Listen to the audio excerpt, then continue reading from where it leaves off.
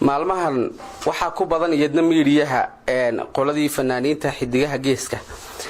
ay kamid ahaayeen ragii ugu horeeyay fanka oo ahaa ree awdal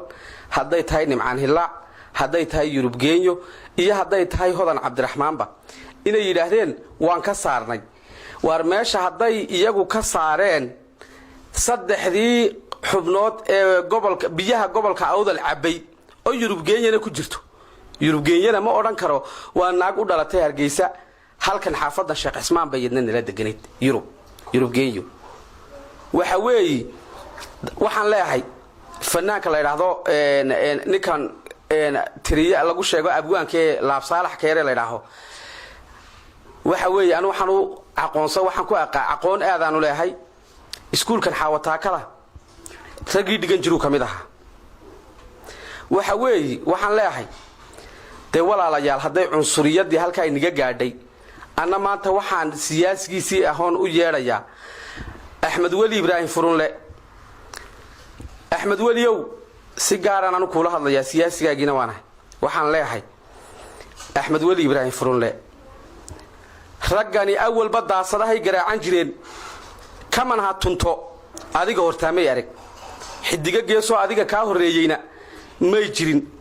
laf dhabarta hadii aad adigu iskaga timaado walaalkayow waxay noqonayaan inay daasadii shaaha ay ku karsanayeen ay tuntaan de ilaa fan horteed Axmed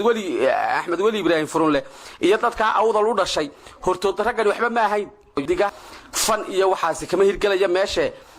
walaal inaad adna iskaga timaado ayaan ka codsanaya maadaama ninkan laab saalax adiga anu waxaan ka arkayaa halka in lagu wax xilka muddadii lagu doortay inaad gudoomiye ka ahaato xidigaha geesku walaal muu dhamaan nin hawl kara oo de hawsha laf dhabartay xidigaha geeska dhan waxay ku socdaan waa adigan de aad tumaya nin de xil iga qabta ilaahda waad ka weyneeyay waxba kugu duruuf baa kugu kaliftay walaalkayo gobolka awdal iyo dhul ilaahay aad kamankan ka tunto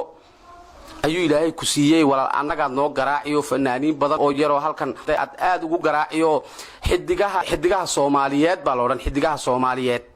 waa xidigaha Soomaaliyeed ha